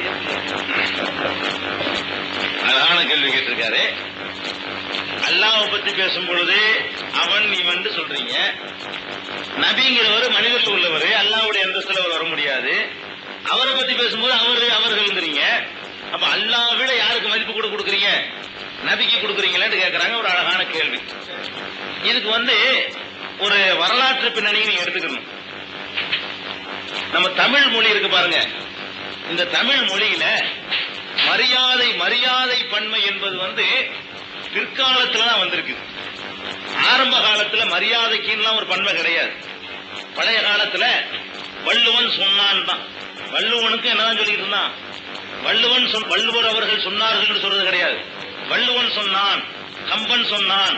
அதான் அவன் இவன் நம்ம மொழியில இயற்கை அதுதாங்க. பெரிய தலைவராக இருந்தாலும் சரி அந்த ஆளும் அவன் தான். சாதாரண லெவல்ல உள்ளவனா இருந்தாலும் சரி அந்த ஆளை அவன் தான் சொல்லணும். இதான் தமிழுடைய விதியே. அதுதான் தமிழ் மொழியுடைய மரபே. என்னதான் எல்லாம் அவன் தான். அதனாலதான் பழைய காலத்துல நீங்க பேசுறத பூரா எடுத்து பாத்தீங்கன்னா அவன் இவன் இருக்கும். வள்ளுவனை பத்தி பேசும் பொழுது வள்ளுவன் தன்னை உலகினுக்கு அளித்து வான்புகள் கொண்ட தமிழ்நாடுன்னு சொன்னா வள்ளுவர்னு சொல்லல. அவன் கூட வள்ளுவன் தான் என்ன சொன்னான். அப்ப இந்த இன்னும் போட்டு சொல்றதுதான் தமிழ் மரபுக. ஒரு ஆளுக்கு இன்னும் பல பேரா இருந்தா அவ்வளவுதான். வந்தார்னு சொன்னா பல பேர் தான். அதுல ஒரு கல்லு சேர்த்துக்கிட்டான். இருரே பன்மைதான். இவன் 10ஆம் நினைத்தான், வந்தாரு கூட ஒரு கல்லு வேற சேர்த்துக்கிட்டு போயிட்டான். பிற்காலத்துல என்ன ஆச்சு? தமிழ் மொழியில மரியாதைக்காக வேண்டி ஒரு ஆளை பலர் மாதிரி குறிப்பிடக்கூடிய உண்டாகி போச்சு. ராமசாமி என்பவர் ஒரு ஆள்னு சொன்னா வந்தான்னு தான் சொல்லணும், வந்தாருன்னு சொல்லக்கூடாது. நிறைய பேர் இருந்தா தான் வந்தாருன்னு சொல்லணும். தமிழன் என்ன பண்ணா? கூனி குறுகி கும்பிடு போடக்கூடியவனாக மாறும் பொழுது மரியாதை பன்மைன்னு ஒண்ணு கொண்டு வந்தான். அப்ப மரியாதைக்காக வேண்டி பன்மைப்படுத்துறது. ஒரு ஆளா தான் இருப்பாரு, மரியாதைக்காக வேண்டி அவரை பலர் மாதிரி பேசுவது. அந்த மாதிரி என்ன, கருணாநிதி அவர்கள் சொன்ன, அவரு கூட பத்தல, கருணாநிதி அவர்னு சொன்னா கூட அது பன்மை, அதுவும் பத்தல இவனுக்கு. கருணாநிதி அவர்கள் சொன்னாரு கல்லு, இவ்வளவு பன்மை. இதெல்லாம் எப்படி வந்துச்சு? இப்ப வந்திருக்குது. ஒரு 500 வருஷத்துக்கு முன்னாடி கருணாநிதி முதலமைச்சராக இருந்தா கருணாநிதி சொன்னான் அப்படிதான் மக்கள் எல்லாம் பேசியிருப்பாங்க, அப்படிதான் எழுதியிருப்பாங்க. சிரிக்கிறது சொல்லல, நல்சாதான். 500 வருஷத்துக்கு முன்னாடி கருணாநிதி தமிழ்நாட்டுக்கு முதலமைச்சராக இருந்தா கருணாநிதி சொன்னான், கருணாநிதி மதுரை போனான் அப்படிதான் பேசியிருப்பாங்க. அப்படிதான் பேசப்பட்டுச்சு, எல்லா மக்களும் பேசினாங்க, எல்லாருமே எழுதிக்கிட்டு இருந்தாங்க. இப்ப இஸ்லாம் என்பது இந்த மரியாதை பன்மைங்கிற சனியை நுழையிறதுக்கு முன்னாடியே இந்தியாவுக்குள்ள வந்துருச்சு. 1250 வருஷத்துக்கு முன்னாடி கட்டப்பட்ட பள்ளிவாசல் இந்த கன்னியாகுமரி மாவட்டத்தில் இருக்கு, தேங்காய்பட்டினங்கிற ஊர்ல. இன்னைக்கு 1250 வருஷத்துக்கு முன்னாடி இஸ்லாம் வந்தா தானே பள்ளிவாசல் கட்டிருப்பாங்க. அப்ப எல்லாரும் அவன் இவன் பேசிக் கொண்டிருக்கக்கூடிய காலத்துல எது வந்துருச்சு? இஸ்லாம் வந்ததுனால வள்ளுவன் சொன்னா, அவன் சொன்னா, இவன் சொன்னாங்கிற மாதிரி இறைவனை பேசும் பொழுது அவன்கிற மாதிரியான ஒரு மரபு உண்டாயிருக்கணும். அரபு மொழியை பொறுத்த வரைக்கும் உங்க கேள்வியே வராது. ஏன்னு கேளுங்க, அரபு மொழியில இன்னைக்கு மரியாதை பன்மை கிடையாது. அல்லாவுக்கும் அவன் தான், நபிக்கும் அவன் தான், சைத்தானுக்கும் அவன் தான். அரபு மொழியில எல்லாத்துக்கும் ஒரே வார்த்தை தான். இந்த மரியாதைக்காக வேண்டி கொஞ்சம் அந்த கல் சேர்ப்பது இருக்குது, அது தமிழ் மொழியிலையும் கிடையாது, பின்பு சேர்ந்துக்கிடுச்சு. தமிழ் மொழியிலையும் கிடையாது. அதனால இது மார்க்க இஸ்லாமிய மத ரீதியாக அது ஏற்பட்டது கிடையாது. அதுல இன்னொன்னு நம்ம பார்க்கணும், அதாவது கடவுளை நிறைய உண்டாக்கிட்டான், நிறைய உண்டாக்கிட்டான். இப்ப கடவுள்னு சொன்ன உடனே கணக்கு வழக்கு இல்லாம தான் மனுஷனுக்கு யாபம் வருது. இப்ப அல்லாஹ் சொன்னார்னு நாங்க சொன்னோம்னா, அல்லாஹ் சொன்னார்கள் நிறைய அல்லா இருப்பாங்க போல இருக்குது சொல்லி, என்ன கடவுள்னு நிறைய இருக்கலாம் சொல்றான். காமராஜருக்கு சொன்னார்கள் போட்டா 100 காமராஜர் வழங்க மாட்டேங்கிறான், காமராஜர் ஒத்துதான் இருப்பாராம். அண்ணாதுரை சொன்னார்கள் போட்டா கூட அண்ணாதுரை ஒரு ஆள் விளங்கிக்கிறான். கடவுள் சொன்னார்கள் போட்டா நிறைய கடவுள் இருப்பாங்க போல இருக்குது, யாரோ ஒரு ஆள் சொல்லிருப்பாங்க போல இருக்குன்னு நினைச்சுக்கிறோம். இப்ப நாங்க எதை கவனிக்க வேண்டி இருக்குன்னு கேட்டா, ஒருவன் என்பது இங்க முக்கியமா, பிற்காலத்தில் சேர்க்கப்பட்ட மரியாதை முக்கியமா? கடவுளுக்கு போய் சொன்னார்கள் நாங்க சொல்ல போய் இங்க இருக்கிறத உயிர் நாடு ஏகத்துவம், ஓரிரை கொள்கைதான் இங்க உயிர் நாடு இஸ்லாத்துல. அந்த ஓரிரை கொள்கையும் குழி தோண்டி புதைக்க கூடாது. நபிக்கு போய் அவர்கள் சொல்றதுனால நிறைய நினைக்க மாட்டாங்க. நபிகள் சொன்னார்கள்னா ஒரு ஆளு, கருணாநிதி சொன்னார்கள்னா ஒரு கருணாநிதி தான், காமராஜர்னா ஒரு காமராஜர் தான், நேரு பிரதமரா இருந்தார்கள்னா எந்த நேருன்னு கேட்க மாட்டீங்க, ஒரு நேரு தான். அல்லாஹ் சொன்னார்கள் உடனே அல்லாஹ் மொழிபெயர்த்து கடவுள் சொன்னார்கள் சொன்னா அப்படியே எந்த கடவுளுங்கன்னு கேட்பாங்க. அப்ப நிறைய இருக்குன்னு நினைக்கிற சொன்னார்கள் போடுறோம் இல்லையா? அப்ப போட்டோன்னு வைங்கள, ஒரே வார்த்தை ஒண்ணுதான், ரெண்டாவது கேள்விக்கு இடம் இல்ல. அப்ப ஏகத்துவமா மரியாதையாங்கிற ஒரு கொஸ்டின் வரும் பொழுது முஸ்லிம்களாகிய நாங்க ஏகத்துவம் எங்களுக்கு முக்கியம் மரியாதையை விட, உருவன் என்பதுதான் எங்களுக்கு முக்கியமே தவிர மரியாதை ரெண்டாவது. மரியாதை ரெண்டாவது தான் அந்த மொழியில் நுழைஞ்சிச்சு. மரியாதை ஆரம்பத்துல கிடையாது, ரெண்டாவது நுழைஞ்சு வேண்டியதுல. அரபு மொழியில கிடையாது, ஆங்கிலத்துல கூட கிடையாது. அப்படி ஆங்கிலத்துல கிடையாது தானே? அதேதான். நம்ம ஆள் தான் இந்த கூனி குறுகி கும்பிட்டு காலில் விழுந்து பழகுன இந்த சமுதாயத்துலதான் மனுஷனுக்கு போய் வித்தியாசப்படுத்துறது. அவனு தலித்தா இருந்தா அவன்கிறது, கொஞ்சம் வசதியா இருந்தா அவருங்கிறது, அதுக்கு மேல வசதி இருந்தா அவர்கள்ங்கிறது, இதெல்லாம் இவனா உண்டாகிக்கிட்டது. இந்த பாரபட்ச மொழியில பிற்காலத்துல ஏற்பட்டிருக்கு. ஆதி கால தமிழ்லையும் கிடையாது, அரபிலையும் கிடையாது. அன்பு சகோதரர்களே, மாற்றுமத அன்பர்கள் கணிசமான அளவு வந்திருக்கின்ற காரணத்தினால் முஸ்லிம் சகோதரர்கள் அவர்களுக்கு இடம் கொடுத்து சற்று பின்தங்கி இருக்குமாறு அன்புடன் கேட்டுக்கொள்கிறோம். முஸ்லிம் சகோதரர்கள் இங்க உட்கார்ந்து இருந்தாச்சுன்னா கொஞ்சம் அவங்களுக்கு இடம் கொடுத்து கொஞ்சம் பின்னால போங்க, கொஞ்சம் சீட்டு காலியா போடுங்க. வரக்கூடிய சகோதரர்களுக்கு சீட் கொடுக்க முடியல, அவர்களுக்கு முன்னுரிமை கொடுக்கணும். கொஞ்சம் ஹெல்ப் பண்ணுங்க.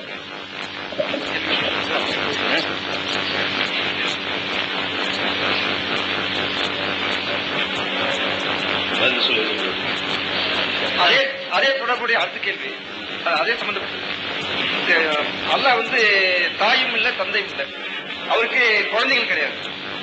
அப்ப அவரு தான் தோன்றின்னு சொன்னீங்க. அப்ப அல்லாஹ் அவன் சொல்றீங்க, அல்லாஹ் அவன் சொல்றீங்க. இதை ஒட்டி ஐயா இன்னொரு அழகான கேள்வி கேட்டிருக்காங்க. அல்லாஹுவ ஆண்பாளையா யூஸ் பண்றியப்ப இன்னுங்கிறத விட்டுருவோம், அவன்கிறதா அவர்கள்ங்கிறதாங்கிறத விட்டுருவோம். அவன் சொல்லலாம் தானே? அப்ப அல்லாஹுவை ஆண்பாளாக எதுக்கு பிரயோகப்படுத்தணும், பெண்பாளா சொல்லலாமேங்கிறது அடுத்த கேள்வி. இதுல நல்லா வழங்கிடணும்.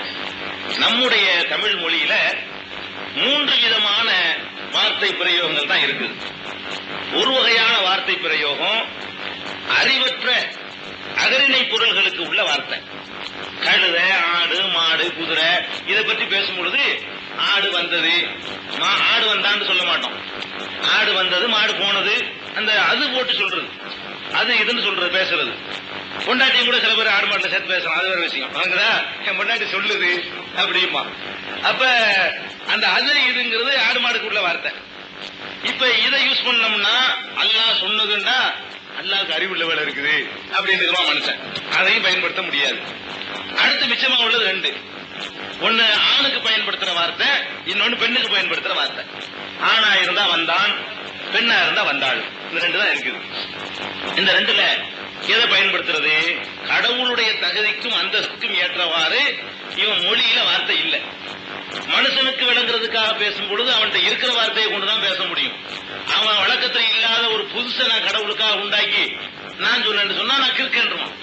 ஒரு மொழியில நான் சொல்லும் பொழுது இப்ப அதுன்னு சொல்ல முடியல, அவன் சொல்றதே உங்களுக்கு சந்தேகம் வந்துருச்சு. சரி, இங்க சொல்ல கேட்டு நான் அவள்னு சொல்றேன்னு வைங்க. அப்போ ஒருத்தர் எடுத்து கேட்பாரு, அவளுங்கிறீங்க அது பொம்பளையா? நீங்க இப்ப அவன் உடனே ஆம்பளையான்னு கேட்ட மாதிரி நான் அவள்னு போட்டா என்ன செய்வார்? இன்னொரு தெரிஞ்சிருப்பாரு, நீங்க அல்லாஹ் சொன்னாலுங்கிறீல, அப்ப அல்லாஹ் பொம்பளையா அப்படிம்பாரு. இல்ல, அப்ப ஏன் சொன்னாலுங்கிறீங்க? சரி, சொன்னான்னு வச்சுக்கிருவோம், அப்ப ஆம்பளையாம் பாரு. இந்த குழப்பத்துக்கு காரணம் அல்லாஹ் இல்ல. உங்க மொழியில, நம்ம மொழியில, எல்லாரும் பேசக்கூடிய மொழியில, உலகத்தில் உள்ள அத்தனை மொழிகள்லையும் ஆணுக்குன்னு வார்த்தையை கண்டுபிடிச்ச மனுஷன், பெண்ணுக்குன்னு வார்த்தையை கண்டுபிடிச்ச மனுஷன், அகரிணை பொருள்களுக்கு வார்த்தையை கண்டுபிடிச்ச மனுஷன், பரம்பொருளுக்கு வார்த்தையை அவன் கண்டுபிடிக்கல. அவனுடைய தகுதிக்கும் அந்தஸ்துக்கும் ஆண் என்றும் சொல்ல முடியாத, பெண் என்றும் சொல்ல முடியாத, அகரிணை என்றும் கருதிட முடியாத ஒரு உயர்ந்த அந்தஸ்துல உள்ள அதுக்கு பயன்படுத்துற மாதிரியான ஒரு வார்த்தை பிரயோகம் இவன் மொழியில இல்லை. இன்னும் வந்தான்னு சொல்றதுக்கு பதிலா, வந்தாள்ங்கிறதுக்கு பதிலா, வந்ததுங்கிறதுக்கு பதிலா நான் என்ன செய்யறேன்? ரூனா போட்டுக்கிறேன். வந்தருங்கிறேன். இது தனி வார்த்தையை உண்டாக்குறேன். கிறுக்கேன்றான் என்னைய. உங்கள்ட்ட வழக்கத்துல இல்லாத ஒரு வார்த்தை நான் கடவுளுக்கு உண்டாக்கி நானா சொன்னா கீழ்பாக்கத்து கொண்டு போ, ஆளு மர கலந்து போச்சுருவான்.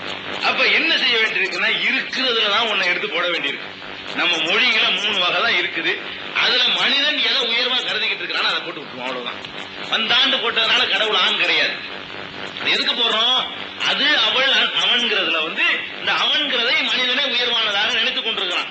அந்த மாதிரியான ஒரு வார்த்தையை கடவுளுக்கு பயன்படுத்துவோம் என்றுதான் அதை யூஸ் பண்றமே தவிர, அவன் என்ற உடனே அவன்கிட்ட ஆண்மை இருக்குன்னு விளங்கிற கூடாது, அவன் உடனே பெண்மை இருக்குன்னு விளங்கிற கூடாது. அந்த நோக்கத்துக்கு கிடையாது.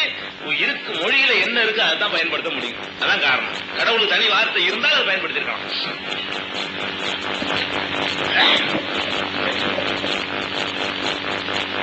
சகோதரர் அவர்கள் சொன்னார்கள், கடவுளுக்கு உருவமே கிடையாது அப்படின்னு சொன்னார்கள். ஆனால் பேர் மட்டும் அல்லான்னு சொல்றதுல அதுல என்ன இது? அதாவது கடவுளுக்கு உருவமே கிடையாதுங்கிறது இல்ல, கடவுள் எப்படி இருப்பாங்கிறது நமக்கு தெரியாது. சூனியம் கிடையாது. கடவுள்னா எனக்கு காத்து மாதிரி ஒண்ணும் இல்லாதாளா?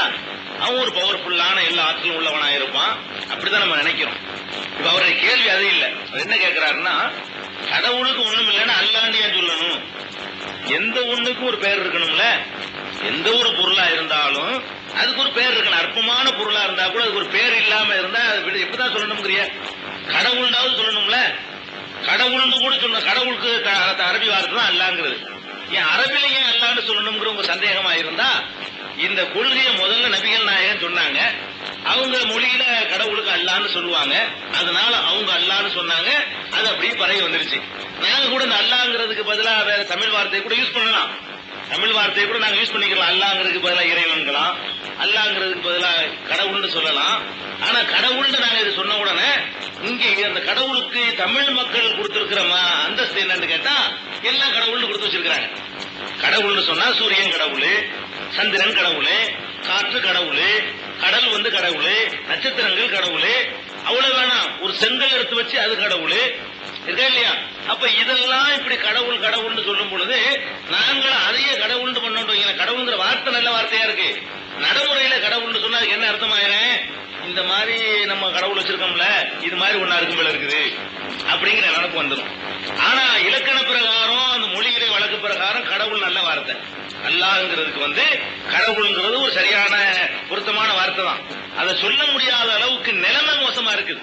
கடவுளுக்கு தப்பான அர்த்தம் கொடுத்து வச்சுக்கிறதுனால அதை யூஸ் பண்ணும் பொழுது அவங்களுக்கு என்ன சிந்தனை வரும்னா அவங்க அந்த வார்த்தையை என்ன அர்த்தத்துல பயன்படுத்துறாங்களோ அதான் ஞாபகத்துக்கு வரும். கடவுள்னோட சிவபெருமான் மாதிரி இப்படி பாம்பு வச்சுக்கிட்டு நட்சத்திரம் வச்சுக்கிற மாதிரி அல்லாவுக்கு ஒரு கற்பனை தோற்றம் உங்களுக்கு வந்துடும். கடவுள் அப்படி பார்த்து பழகணும் உங்களுக்கு. அதுக்காகத்தான் என்ன பண்றோம்னா அந்த கடவுளுங்கிற வார்த்தையினுடைய உண்மையான அர்த்தம் மாற்றப்பட்டு விட்ட ஒரு சூழ்நிலையில அல்லாஹ்னு சொல்லும் பொழுது இந்த மாதிரி கற்பனை எல்லாம் வராது. அல்லாஹ்னு சொன்னா இப்படி இருக்க மாட்டாரு, அல்லாஹ்ங்கிறது எல்லா சக்தியும் உள்ளவரு, அவர் நம்ம பார்க்கலாம் முடியாது, எந்த வடிவத்தில் இருப்பான்னு யாருக்கும் தெரியாது, அவருடைய ஆற்றலை தான் விளைங்கிற முடியும், வல்லமையத்தான் விளைங்கிற முடியும், அப்படிங்கிற மாதிரி கடவுளுக்கு ஒரு நல்ல ஒரு எண்ணம் வரும். அதுக்காகத்தான் அதை பயன்படுத்தணுமே தவிர ஒரு மொழியுடைய முக்கியத்துவத்துக்காக வேண்டியெல்லாம் இல்ல. அது வேற மொழியில சொன்னாலும் தப்பும் கிடையாது. இந்த நான் லைலா காலேஜ் பண்றேன். எனக்கு நான் ஹிந்து, படிக்கிறது கிறிஸ்டின் காலேஜ். ஃப்ரெண்ட்ஸ் நிறைய முஸ்லீம்ஸ் இருக்காங்க ஃப்ரெண்ட்ஸ். பட் நாங்க கோயில்ல போகும்போது எங்க கோயிலுக்கு நாங்கெல்லாம் போறோம், அவங்க கோயிலுக்கு நானும் போகும்போது. பட் ஆனா எங்க கோயிலுக்கு அவங்க வரதில்லை. கேட்டா எங்க போதகர்லாம் அது மாதிரிலாம் சொல்லி தரல, அவங்க வரக்கூடாது அப்படின்னு சொல்றாங்க. இதை பத்தி நீங்க என்ன சொல்றீங்க? அதாவது நட்புல அதெல்லாம் பாக்குறது இல்ல, பட் ஆனா அவங்க மட்டும் அது மாதிரி சொல்லும்போது ஒரு மனசுல ஒரு கஷ்டமா இருக்கு. அதாவது உங்ககிட்ட கேட்கலாம் சொல்ல கேட்டது. தம்பி கொஞ்சம் லேட்டா வந்திருப்பாங்கன்னு நினைக்கிறேன். ஐயா அந்த கேள்விதான் முதல்ல கேட்டாங்க. இந்த கேள்வி இல்ல, அதாவது எடுப்புல என்ன செஞ்சாங்க, அந்த பூஜை செய்து கொடுக்கிற வாழைப்பழத்துல கேட்டாங்களே, அதுக்கு உரிய அப்ப வந்துட்டீங்களா நீங்க? வரல, அதான் வரல. இருந்தாலும் அதுக்காக வேண்டி உங்களுக்கு சொல்லாம இருக்க முடியாது இல்லையா? அதாவது அவர் என்ன கேள்வி கேட்கிறாருன்னா, முஸ்லீம் நண்பர்கள் இவரோட இருக்கிறாங்க, அவங்களோட சேர்ந்துகிட்டு இவர் முஸ்லீம் பள்ளிவாசலுக்குலாம் இவர் போயிருக்கிறாரு, அவங்களும் கோயிலுக்கு கூப்பிட்டா வரமாட்டேங்கிறாங்க. இவங்க சொல்லக்கூடிய கோயிலுக்கு கூப்பிட்டா அவங்க வரமாட்டேங்கிறாங்க. இது ஒரு மனசுக்கு எங்களுக்கு சங்கடமா இருக்குது. அதான் கேள்வி. சங்கடப்பட வேண்டிய தேவையே கிடையாது. ஏன்னு கேட்டா ஒரு பகுத்தறிவு ரீதியாக அறிவு ரீதியாக சிந்திக்கக்கூடிய ஒரு காலகட்டத்தில் நீங்க வாழ்ந்துகிட்டு இருக்கிறீங்க. அவர் ஏன் வரமாட்டேங்கிறாருங்கிறதுக்கு ஒரு காரணம் இருக்கும்ல. ஏன் வரமாட்டேங்கிறாருன்னு கேட்டா, நீங்க ஒரு இதை கடவுள்னு நீங்க சொல்றீங்க, அது கடவுளா இல்லைன்னு அவர் நினைக்கிறாரு. ஏன் அப்படி நினைக்கிறாருன்னு கேட்டா, அதை நீங்க தான் செஞ்சீங்க. கடவுள்னு நீங்க சொல்றீங்களே, அது யாரோ நம்மள மாதிரி ஒரு மனிதர் அதை கடவுள்னு சொன்னாரா, அது நிஜமா கடவுளா? கடவுள்னு நம்ம யார நினைச்சுக்கிட்டு ஒரு வழிபடுறோமோ அது ஒரு மனிதரால் தான் செதுக்கப்பட்டுச்சு. நீண்ட நெடுங்காலமா கீழே போட்டு அது கொஞ்சம் கொஞ்சமா செதுக்கி வருஷ கணக்காகி அதுக்கப்புறம் தான் அதை கடவுள்னு சொல்லி உங்கள்கிட்ட கொண்டாந்து ஒருத்தர் காட்டுறாரு. அப்போ அவர் என்ன நினைக்கிறாருன்னா, என்னடா இது மனுஷன் நம்மள மாதிரி ஒரு மனிதன், நம்மளோட மோசமானவன் கூட செஞ்சிருக்கலாம், செஞ்சவன் தண்ணி அடிச்சவனா கூட இருக்கலாம், செதுக்குனவன். இன்னும் நம்மள மாதிரி ஒரு மனுஷன் போய் செஞ்சு வச்சுக்கிட்ட போய் நம்ம பகுத்தறிவு இருக்கு, சிந்திக்கிறது இருக்கு, இந்த 5 புலனும் தலையில இருக்குது, தலையிலான 5 புலனும் சேர்ந்தாப்புல இருக்குது, 6 புலனும் தலையில இருக்குன்னு கூட சொல்லலாம். 5 புலனும் பகுத்தறிவு சேர்ந்து இருக்கிற ஒரே இடம் தலைதான். பாக்குறது, பாக்குற அறிவு தலையில தான் இருக்குது, கேட்கிற அறிவு அதுவும் தலையில தான் இருக்குது, முகர்ந்து பார்க்கிற அறிவுன்னு சொல்றமே அதுவும் தலையில தான் இருக்குது, சுவைத்து பார்க்கிற அறிவுன்னு சொல்றமே அதுவும் தலையில தான் இருக்குது, தொட்டு அறிகிறது மட்டும்தான் உடம்பு பூரா இருக்கு, அதுல தலையிலையும் இருக்குது, பகுத்தறிவுங்கிறதும் மூளையும் அங்கதான் இருக்குது. அப்போ சுவை ஒளி ஊறு ஓசை நாற்றம்னு சொல்லக்கூடிய 5 புலன்கள் இருக்கக்கூடிய இந்த தலையை கொண்டு போய் நம்ம செஞ்ச ஒரு பொருளுக்கு முன்னாடி கீழே கொண்டே வைக்க சொல்றாங்களே, இது எப்படி சரியா வரும்னு சொல்லி அவர் மறுக்கிறார். நீங்க சிந்திச்சு பார்க்கணும். ஏன் நீங்க அவர் சொல்லக்கூடிய கொள்கை, நீங்க சொல்லக்கூடிய கொள்கை ரெண்டையும் கம்பேர் பண்ணி பாருங்களேன். எது சரின்னு சொல்லுங்க, இது சரிங்கிறத நீ நிரூபிச்சவர்கிட்ட காட்டுங்க, அவர் அதுக்கு வருவார். அவர் சொல்லக்கூடிய கொள்கை சரியானதா இருக்கையில நீங்க அதுக்கு கூப்பிடுறது தப்பு தானே. அவர் ஒரு கடவுளுங்கிறாரு, அந்த கடவுளுக்குரிய எல்லா இலக்கணத்தையும் சொல்றாரு, பொண்டாட்டி இல்லைங்கிறாரு, பிள்ளை இல்லைங்கிறாரு, கடவுளுக்கு அவருக்கு எந்த தேவையும் இல்லைங்கிறாரு, கடவுள் ஒரு கடவுள் இன்னொரு கடவுள் பொண்டாட்டி தூக்கிட்டு போனாருங்கிற மாதிரி கதையெல்லாம் இல்லைங்கிறாரு. அப்ப இதையெல்லாம் சொல்லும்போது நீங்க என்ன பண்றீங்கன்னா, இல்ல நீங்க இதையும் செய்யத்தாமான்னு, இது சரி இல்லைங்க. நட்பு என்பதற்காக உதாரணமா நான் ஒரு மனிதன், நான் ஒரு டீ கடை வச்சிருக்கிறேன், இவர் சாராய கடை நடத்துறாரு, நாங்க 2 பேரும் நண்பர்கள். இவர் என் கடையில டீ குடிச்சதுனால நான் அவர் கடையில போய் அவர் வைக்கிறது நான் குடிக்கணும்னு சொல்லலாமா? வித்தியாசம் இருக்கு. 2 பேரும் கடை தான் வச்சிருக்கிறோம். நட்பு தண்ணி இந்தாப்பா, நான் குடிக்கிற சாமான் எல்லாரும் குடிக்கிறது, நீ விற்கிற சாமான எல்லாரும் பயன்படுத்த முடியாது, அதனால மாட்டேன்னு சொன்னா இதுக்காக வேண்டிய சங்கடப்படணும். ஒரு காரணத்தையும் சொல்றாரு, ஏப்பா டீ எல்லாரும் குடிக்கலாம், நீ இதை போட்டு விற்கிறிய தேவையான்னு கூட உன்னை விமர்சி யோசிப்பாரு. அதை நம்ம படிப்படியா மாத்திக்கிறத நினைக்கணுமே தவிர ஒரு நட்பு என்பதற்காக வேண்டி ஒரு செய்யற தவறுக்கெல்லாம் சேர்த்து உடந்தையா போறதுக்கு பிறகு நட்புன்னு சொல்ல முடியுமா? அது ஒண்ணு. நான் ஏற்கனவே சகோதரர் ஐயா கேட்கும்போது கூட சொன்னேன், இஸ்லாம்ங்கிறதுல ஒரு முக்கியமான அம்சம் என்ன தெரியுமா? அட்ஜஸ்ட்மெண்ட் கிடையாது இஸ்லாத்துல, வளைஞ்சே கொடுக்கறது இல்ல. இஸ்லாம்ங்கிற ஒரு கொள்கையை சொன்னா அதுல உறுதியா இருக்கணும். எந்த ஒண்ணுலயும் உறுதி மனுஷனுக்கு முக்கியம். மனிதனுக்குரிய தனித்தன்மை அதானங்க, உறுதி தானங்க. நிலை இல்லாம இருக்கிறத குரங்குகளை சொல்றான். உதாரணமா கிளைக்கு கிளைதாகுங்கிறது குரங்குடைய தன்மை. மனம் ஒரு குரங்குங்கிறான். அந்த மனம் ஒரு குரங்காவெல்லாம் இருக்கக்கூடாது. மனுஷ மனம் மனுஷனா தான் இருக்கணும். இவன் மனுஷ மனத்தை குரங்குங்கிறான். ஏன் குரங்குங்கிறான்? இதுக்கும் சரிங்கிறான், அதுவும் சரிங்கிறான். முரண்பாடுகளை எல்லாம் சரிங்கிறாங்க. நமக்கு ஒரு ஆச்சரியமா இருக்கு. என்ன ஆச்சரியமா இருக்கு? ஒரே ஒரு கடவுள் தான் இருக்க முடியும், அதுவும் சரிதான். இல்ல இல்ல 3 இருக்க முடியும், அதுவும் சரிதாங்கிறான். அது எப்படி ரெண்டும் சரி? இது சரின்னு ஒத்துக்கொண்டால் அது சரியில்லை. இவர் ஆண் சரிதாங்க, இல்ல பெண்ணுதான், சரிதான் சரிதான். இது என்ன? இது நான் என்ன எங்க கூட என்ன வைக்கிறது? இவர் ஆணுன்னு ஒத்துக்கிட்டா பெண்ணு இல்லைன்னு சொல்லுங்க, பெண்ணு ஒத்துக்கிட்டா ஆண் இல்லைன்னு சொல்லுங்க. ரெண்டு நேர் முரணா இல்லையா? ஒரு கடவுள் தான் மொத்த உலகத்துக்கு, அது ஒரு சித்தாந்தம். நிறைய கடவுள்கள் இருக்கலாம் என்பது ஒரு சித்தாந்தம். அது என்ன சித்தாந்தம்? இது அதை மறுக்குது, அது இதை மறுக்குது. இந்த சித்தாந்தத்தை ஏற்றுக்கொண்டால் அது மறுக்கப்படுது, அதை ஏற்றுக்கொண்டால் இது மறுக்கப்படுது. ரெண்டு முரண்பாடுன்னு தெரிஞ்சுக்கிட்ட நம்ம ஆளுக்கு சிலவர் என்ன சொல்றாங்க? அதுவும் சரி இதுவும் சரிங்க. இது எப்படிங்க அதுவும் சரி இதுவும் சரிங்க முடியும்? 4 3 7 4 3 8 ரெண்டும் சரியா? ஒருத்தர் 4 3 7ங்கிறான், இன்னொருத்தர் 4 3 8ங்கிறான். கரெக்ட் கரெக்ட், 2 பேர் சொல்லுங்க கரெக்ட் தான். இது சரியானு தெரிஞ்சு பாருங்க. அது மாதிரி உள்ளதா இது. இப்போ நீங்க டீ கடை சாராய கடை சொன்னீங்க. இப்போ உங்களுக்கு இதை வச்சு டீ கடை சொல்றீங்க. இப்போ நான் எங்களுக்கு டீ கடை சொல்ல இல்லைங்க, அது இது சொல்லுங்க. அவர் என்ன சொல்றாருன்னா, டீ கடை சாராய கடை ஊமையை சொன்ன உடனே நீ மாத்தி வச்சுக்கலாமேங்கிறாரு. நாங்க சொல்றது டீ கடையாவும் உங்க எது சாராய கடை இருக்க முடியாதுங்கிறாரு. அது நல்லதுதான். எது டீ கடை எது சாராய கடைங்கிறது எப்படி தீர்மானிக்கணும்னா அதனுடைய விளைவுகளால் தான் தீர்மானிக்கணும். ஓகே, அது நல்லதுதான். அது அப்படித்தான். குருட்டாம்போக்குலையும் நம்ம நினைச்சிடக்கூடாது இதுதான் டீ கடை இதான் சாராய கடை நினைக்க கூடாது. அவர் கேட்கிறபடி சிந்திச்சுதான் என்ன செய்யணும், எடுத்துக்கணும். எது டீ கடைக்கு ஒத்துக்கலாம், எது நான் சாராய கடை உங்களை புண்படுத்த சொல்லல, இது ஒரு உதாரணத்துக்காக தான். அப்ப விளைவுகளை பார்க்கிறோம். இந்த கொள்கையை ஏற்றுக்கொள்வதன் மூலமாக ஒரு மனிதன் இன்னொரு மனுஷனை ஏமாற்ற முடியல. அல்லாஹ் ஒரு கடவுளை ஏத்துக்கிறதுனால புரோகிதர் அங்க வரமாட்டாரு, புரோக்கர் வரமாட்டாரு, உண்டியெல்லாம் காசு போடுன்னு சொல்ல மாட்டாரு, தேங்காய் பூ பழம் அதெல்லாம் வாங்கிட்டு வான்னு சொல்ல மாட்டாரு. நான் தான் கடவுளுக்கு நெருக்கமானவர், எங்கால உழுவுண்டு ஒருத்தர் உரிமை கொண்டாட மாட்டாரு.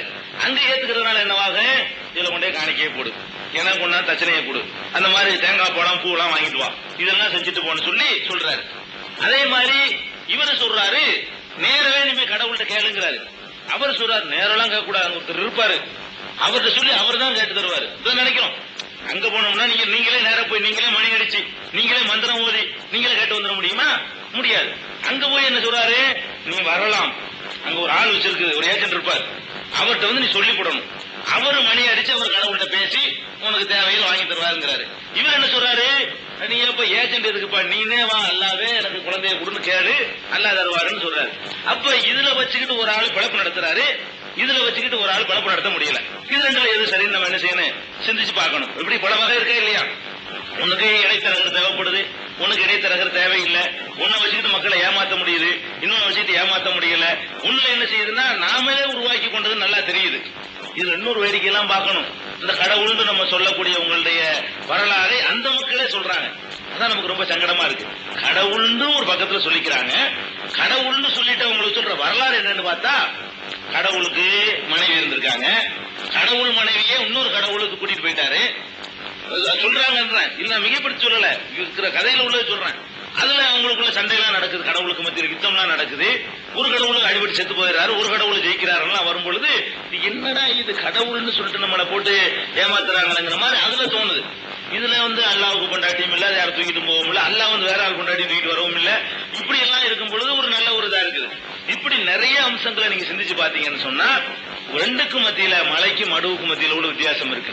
அது மாதிரி இந்த கடவுள் என்ன சொல்றாருன்னு கேட்டா, உலகத்தில் உள்ள தமிழ, மலையாளி, தலித்து, செட்டியார், முதலியார், இங்கிலீஷ்காரன், பிரிட்டிஷ்காரன் எல்லாரும் ஒரே தாய் தந்தைக்கு பிறந்தவங்க தான் அப்படிங்கிற அந்த கடவுள். அந்த கடவுள் என்ன சொல்றாருன்னு கேட்டா, நெத்தில இருந்து வந்தது இந்த இவ்வளவு பேர், இவ்வளவு பேர் வயிற்றுல இருந்து வந்தாலும், இவ்வளவு பேர் தொடையில இருந்து வந்தாலும், இவ்வளவு பேர் காலில இருந்து வந்தாலும், நாளுக்கு இடம் இல்லாம பஞ்சமர்ந்த ஒரு ஜாதி, அது ஒரு தனியா வந்தாரு இப்படின்னு சொல்லி, அதனால கடவுள் நெத்தியில இருந்து பிறந்தவர் உயர்ந்தவர், அதுக்கு அடுத்ததுல இருந்து பிறந்தவர் 2வது நிலையில உள்ளவர், அதுக்கு அடுத்து வந்தவர் 3வது நிலையில உள்ளவர், அதுக்கு அடுத்து வந்தவர் 4வது நிலையில உள்ளதுன்னு சொல்லி மனிதர்களை ஒரு கடவுள் பேதப்படுத்துறாரு. இந்த கடவுள்கிட்ட போய் என்னப்பான்னு கேட்டா அதெல்லாம் கிடையாது. ஒரு ஜோடியை நான் படைச்சேன், ஒரு ஜோடி தான் படைச்சேன். அந்த ஒரு ஜோடிக்கு பல்கி பெருகின மக்கள் தான் நீங்க எல்லாரும். நீங்க மதத்தால் வேறுபட்டு இருந்தாலும் சரி, மொழியால வேறுபட்டு இருந்தாலும் சரி, நிறத்தால் வேறுபட்டு இருந்தாலும் சரி, கலாச்சாரத்தால் வேறுபட்டு இருந்தாலும் சரி, தேசத்தால் வேறுபட்டு இருந்தாலும் சரி, எல்லாருமே ஒரு தாய் தந்தைக்கு பிறந்தவங்க தான். அப்ப அண்ணன் தம்பி ஒரு சாரார் சொல்லும் போது அண்ணன் தம்பியா சொல்றாரு இந்த கடவுள். அந்த கடவுள்கிட்ட போய் கேட்டா அண்ணன் தம்பி கிடையாது, அவனுக்கு தனி மூலம், தனி எல்லாம் தனி, நீ தனி பிறப்புலையே அவன் தனி. எப்படி ஆடு மாடு தனித்தனியா இருக்குதோ அதே மாதிரியாக பிறவிலேயே நீங்கள் வித்தியாசமா இருக்கிறீன்னு சொல்லி அவர் சொல்றாரு. இப்ப எதை எதுக்கு ஒப்பிடலாம்னு தம்பியை முடிவு பண்ணிக்கிறோம். நீங்களாக தீர்மானிச்சுக்கிறீங்க.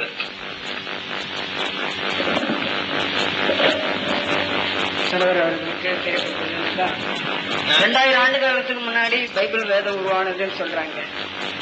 பைபிள்ல இருந்து தான் குரான் வந்ததுன்னு நான் தெரியும், ஓரளவுக்கு கேள்விப்பட்டிருக்கேன். பட் அது உண்மையான விஷயம். அப்படி இருக்கும்போது இந்த அல்லாஹ்வை நீங்க பிதான்னு சொல்றது ஒரு விருப்பம் உண்டு, அல்லான்னு சொல்றதும் உண்டு. அல்லாஹ்னு சொல்றது பிதான்னு சொல்றதும் ஒரு குறிப்பிட்ட வழி உண்டு. தேவன் என்று கர்த்தர் நாங்க கிறிஸ்துவுக்குள்ள சொல்றதும் உண்டு. பட் இப்படி குறிப்பிட்டு பார்த்தோம்னா நாங்க தேவன் தான் வணங்குறோம்ன்றத நாங்க சொல்றோம், நீங்க பிதான் தான் சொல்றோம். இதுக்குள்ள என்ன வித்தியாசம் இருக்கு? ஒண்ணுமே வித்தியாசம் இல்லையா? ரெண்டே ஒரே தானே.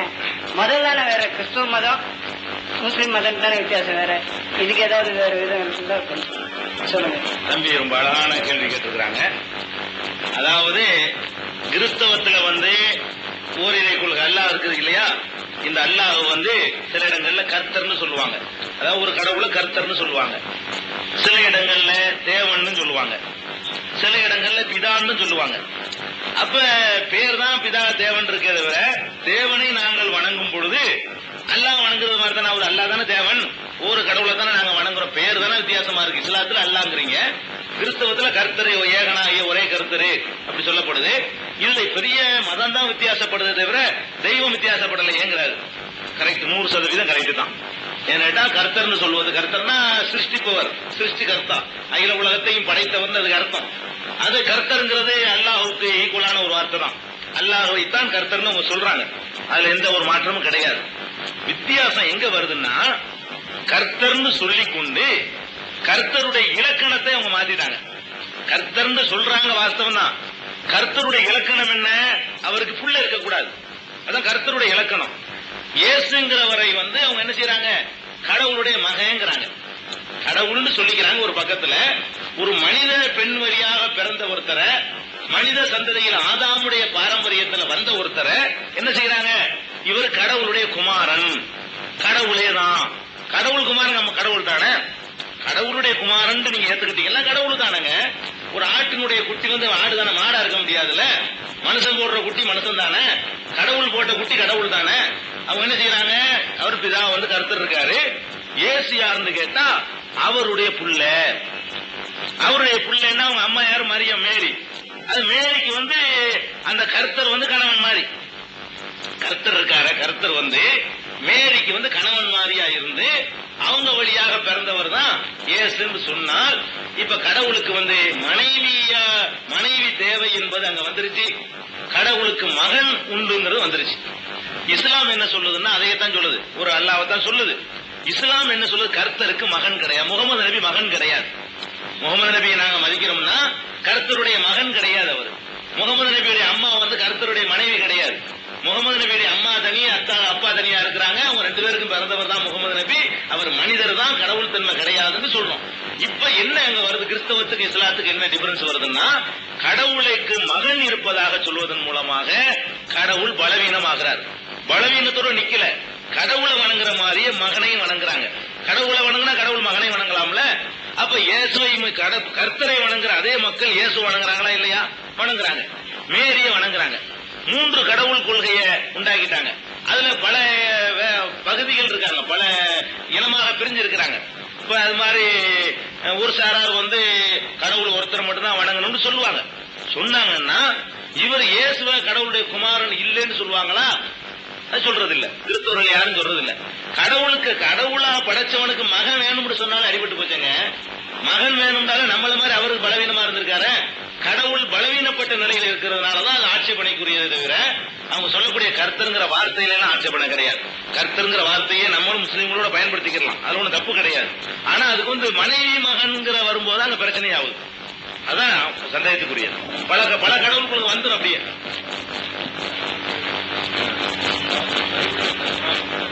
அதுல இன்னொன்னு கேட்டிருந்தாரு, பைபிள்ல இருந்துதான் குரான் வந்தது. ஏன்னா பைபிளுடைய வருஷம் 2000 கிபி 2000 தான் நடக்குது. கிறிஸ்துவுக்கு பிறகு உள்ள ஆண்டு 2000 ஆச்சு. 1997 2000 தானே. இஸ்லாம் 1400 சில்லற வருஷம் தான் ஆகுது. அப்ப இஸ்லாம் பிந்தி வந்திருக்கு, நபிகள் நாயகம் பிந்தி வந்திருக்கிறாங்க. பைபிள்ல இருந்துதான் இந்த குரான் வந்தது என்று சொல்லுகிறார்கள் என்று ஒரு கேள்வி கேட்கிறார். முந்தி வந்ததுல இருந்து பிந்தி குரான் வந்ததுனால அது காப்பின்னு சொல்ல முடியாதுங்க. என்னன்னு கேட்டா 2 காரணம். ஒண்ணு, நபிகள் நாயகத்துக்கு எழுத படிக்க தெரியாது, அரபு மொழி பேச மட்டும் தெரியும். அதனால விளங்கிக்கணும். அரபு மொழி தெரியும், பேசத்தான் தெரியும். அவர் எங்கேயும் போய் படிச்சவர் கிடையாது, எழுதவும் தெரியாது அவருக்கு. அந்த மாதிரியான ஒரு தாய் தந்தை எல்லாம் இழந்து அனாதையா வளர்க்கப்பட்டவர். அதனால அந்த அறிவு உங்களுக்கு கொடுக்கப்படல. இந்த சமுதாயத்துக்கு அது மாதிரியா தெரியாது. அரபு மொழியே தாளம் போடக்கூடிய நிலையில இந்த பைபிள் என்பது அப்போதெல்லாம் அரபு மொழியில மொழிபெயர்க்கப்படல. பிற்காலத்துல பிரிட்டிஷார்கையில இந்த சாம்ராஜ்யம் எல்லாம் வந்த பிறகு, காசு குளிச்ச பிறகுதான் எல்லா மொழிகளிலையும் அது மொழிபெயர்க்கப்பட்ட ஆரம்பிச்சு. தவிர அதுக்கு முன்னாடி லத்தீன்ல தான் நினைச்சு அந்த பைபிள் இருந்தது. எபிரேய மொழியில இருந்திருக்குது, ஹிப்ரு மொழியில, ஹிப்ருன்னு சொல்றாங்க இல்லையா, அதுல இருந்திருக்குது. அந்த மொழியில இருந்த பைபிளை போய் இவர் போய் படிச்சுட்டு வர்ற அளவுக்கு என்ன இல்ல, இவருக்கு நெருக்கத்தை விட முரண்பாடுதான் அதிகம் இருக்குது. பைபிளையும் குரானை எடுத்து பாத்தீங்கன்னா பைபிள்ல சொல்லப்பட்ட சில கருத்துக்களை இஸ்லாம் சொல்லி அதை மறுக்குது குரான். மறுக்கிறதுக்காக நீங்க சொல்லும் பொழுது காப்பின்னு சொல்ல முடியாது. உதாரணமா இந்திரா காந்தியை பத்தி ஒரு ஆளு ஒரு புத்தகம் எழுதியிருக்கிறார். பேச்சுக்கு உதாரணத்துக்காக வேண்டி கண்ணா பின்னாடி திட்டி ரொம்ப கேவலமா எழுதியிருக்கிறார். 1960 எழுதிவிட்டாரு. 70 நான் எழுதுறேன் ஒரு புத்தகம். இந்த மாதிரியாக இந்த புத்தகத்துல பக்கம் 18 சொல்லப்பட்டிருக்கிறது, அது தவறுன்னு நான் விமர்சிக்கிறேன். ஒரு ஆள் முந்தி எழுதின புத்தகத்துல இந்த காப்பி அடிக்கப்பட்டு பாரா, காப்பி அடிக்கப்பட்டிருக்க மாட்டார். ஏன்னா அவர் குறை சொல்லி இருக்கிறாரு. நான் அந்த குறையை நிவர்த்திக்கிறதுக்காக பிந்தி எழுதுறேன்.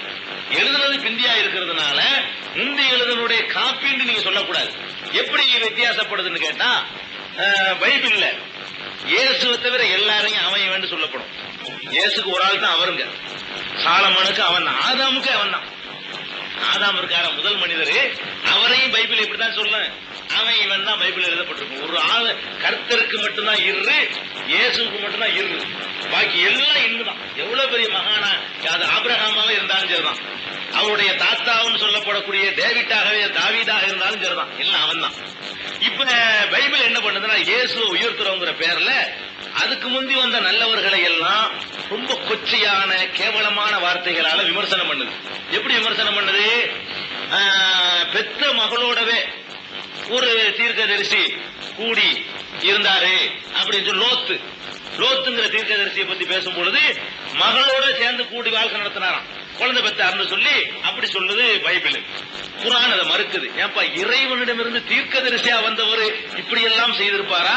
இப்படி நல்ல மனிதர்கள் இப்படி செய்ய முடியுமா? இயேசுவை உயர்த்தணும்னு சொல்லி ஏன் அவர்களை நீங்கள் கேவலப்படுத்துறீங்க என்று இஸ்லாம் கேட்குது. அதே மாதிரி சாலமோனை எடுத்துக்கிட்டீங்கன்னு சொன்னா, தாவீதை எடுத்துக்கிட்டீங்கன்னு சொன்னா, சாலமோன் தாவீதுடைய மகன். எப்படி மகன்னா, உரியாண்டு ஒரு ஆளு தளபதியா இருக்காரு தாவீதுட்ட. தாவீதுங்கிறவரு ராஜாங்க, அவரு தாவீது ராஜாவா இருக்காரு. அவர்கிட்ட உரியாங்கிறவர் ஒரு தளபதியா இருக்காரு. இந்த உரியாங்கிற ஆளை போருக்கு அனுப்பி இவரே ஆள்கிட்ட சொல்லி உரியாவை காலி பண்ணிருங்க, அவன் முன்னாடி நான் வச்சுக்கிற போறேன் அப்படின்னு சொல்லி தாவீது தீர்க்கதரிசி சொல்லி அனுப்புறாரு. உரியாங்கிறவரை காலி பண்ணிவிட்டு உரியாவுடைய கொண்டாட்டியோட இவர் கள்ளத்தனமா உறவு வச்சு அதுல பிறந்தவர் தான் சாலமோன்னு சொல்லி சொல்றாங்க. இருக்கா சாலமோன் இருக்குல்ல? இஸ்லாம் என்ன சொல்லுதுன்னா, நல்ல மனிதர்கள் தாவீது மாதிரியான நல்ல மனிதர்கள் இப்படி செய்வாங்களா? ஒரு பெண் மீது ஆசைப்பட்டு ஒரு நல்ல ஒரு போர் படை தளபதியை கொண்டு தனியா போருக்கு அனுப்பி அவங்க அதை வச்சு வெட்டி கொன்றா தாவீது நல்லவரா இருக்க முடியுமா? நல்ல மனிதர்கள் இப்படிலாம் செய்வாங்களான்னு இஸ்லாம் சொல்லுது. சாலமோன் வந்து குடிகாரரா இருந்தார்னு சொல்லி பைபிள் சொல்லுது. இஸ்லாம் வந்து என்ன சொல்லுது? அதை மறுக்குது. சாலமான குடிகாரன்னு சொல்லாதீங்க, இது இல்ல இல்லங்கிற எடுத்துக்காட்டிருவான். பைபிள் வந்து உங்களை விட எனக்கு நல்ல குரானை விட பைபிள்ல படிச்சிருக்கேன். அவனுக்குதான் குரானை படித்ததை விட பைபிள் நம்பர் எடுத்து காட்டிடுவேன். பழக சாலமான பத்தி குரானை நான் பைபிள் இதுதான் பைபிள் புத்தகம் எழுதியிருக்கிறேன். குரானை விட ரொம்ப அதிகமா படிச்சது பைபிளை தான். நிறைய அலசுவேன். குரான் பைபிள்ல ஒண்ணு இல்லாத சொல்லவே மாட்டேன், இருக்கிறத எடுத்து காட்டிடுவேன். நான் சொல்லக்கூடிய பைபிள்ல இருக்குது.